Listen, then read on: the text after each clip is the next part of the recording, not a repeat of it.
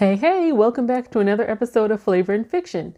For those of you tuning in for the first time, Flavor and Fiction is a segment where I review a book from my 2023 reading challenge, and then I make a recipe using an ingredient mentioned in the book, so you get your flavor and your fiction.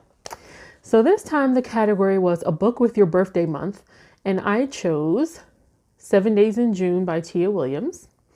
And one of the foods mentioned in the book was lasagna. Now, I've made lasagna before plenty of times, but this time I decided to do something different and make a vegetable lasagna. So, at the end of the review, I'm going to show you how I made it, show you video steps of how I made it. And normally I do a taste test on camera, but I didn't do that this time. It was like too late at night and I was looking a mess and I wasn't feeling it. But I will tell you how I felt about it when I'm done. But before we get to that, we first have to cover the fiction.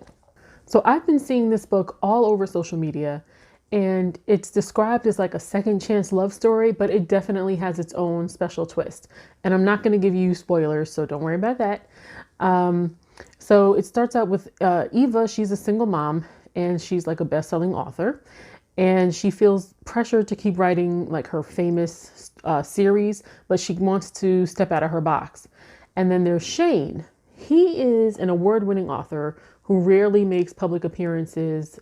He's sort of reclusive. And one day they find themselves on the same panel, and like everyone is, going crazy because now they have Shane, who is rarely seen in public, plus like Eva, who they love, and some sparks kind of fly between them. And, sort of like the who's who of Black literati are all talking, and, all these rumors are going around about them. People trying to figure out what's going on between them. No one knows that they're not meeting for the first time. So years ago in college, they had kind of a whirlwind romance together that ended rather abruptly. Shane has come back to New York to talk to Eva about what happened that night that they parted for good. And Eva is not trying to hear it. She's not trying to meet with him. She's still carrying some anger, so she won't give him the time of day. So over the next 7 days in Brooklyn, Shane stays in New York to try to get through to Eva. And, they start talking and they stay like under the radar because they don't want rumors flying. And they certainly don't want people to figure out that they have based their main characters in their popular books off of each other. So even though this is a love story, it has some darker themes in it, like self-harm and suicidal ideations. So there should be, a little trigger warning for you there. It also deals with some like family relations, specifically like a toxic kind of mother-daughter relationship. And so the book definitely had some spice here and there and some humor, and especially with Eva's daughter, 11-year-old daughter. And against all odds, I found Eva to be a relatable character. But the book was kind of heavy at times, and it wasn't really my zhuzh, I'll say. It's not my normal book pick, but I can absolutely, I know the girls and guys that this book would be for. I can picture the people in my life who would say, like, I feel seen by this book. And it was really well written. So I still would definitely recommend it. If you like sort of darker romance with a little bit of spice and a lot of tension, this is the book for you. I'm not going to delve into too much because it's really more, to me, it's more character driven than plot driven. There is, big plot, but still it's more character driven, I would say, definitely.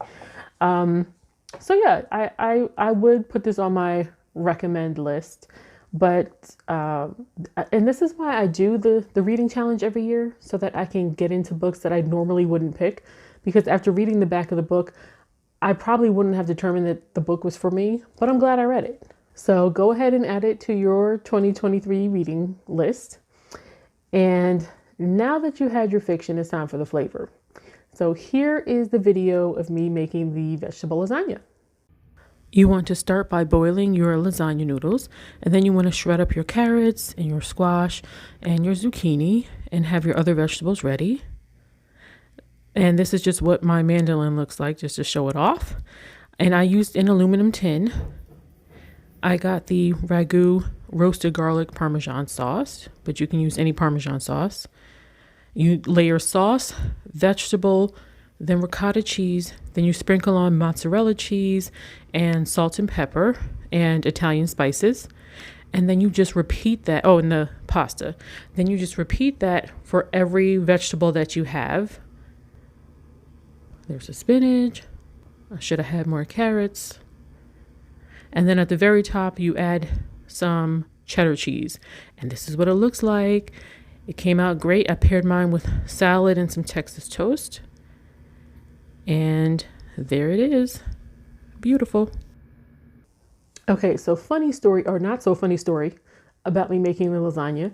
So you see that I included zucchini and yellow squash. So after I finished slicing up the zucchini, my hands started to feel really weird. Like the skin got really tight. It felt like it was like peeling on a couple of fingers. Like, I don't know what was happening. I thought I was having an allergic reaction. Come to find out that there's something called squash hands. Yeah, look it up if you have never heard of it. I've eaten zucchini and squash plenty of times, but I haven't made zucchini in like a very, very long time. And apparently if you touch any type of like gourd or squash, you can have a reaction like that. And it may not happen every time. It's just random. And it goes away in like 30 minutes. Like 30 minutes later, my hands were perfectly normal. I have no idea why that happened, but I will be wearing gloves the next time I slice up zucchini.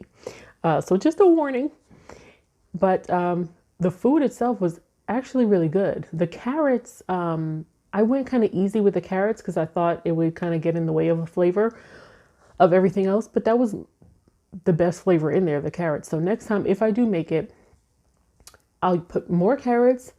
And the Alfredo sauce that I used was roasted garlic flavored. Garlic is a little much for me. So I probably should have gone easy and used the original sauce instead of the roasted garlic.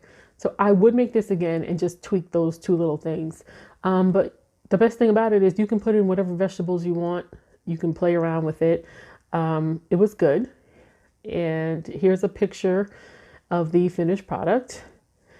And, you know, sorry again that I'm not able to do a taste test for you. I made this like a week ago or more than a week ago, and the lasagna is long gone. So thank you for tuning in for this episode of Flavor and Fiction. Be sure to like and subscribe, and I'll see you next time. Happy reading and happy eating.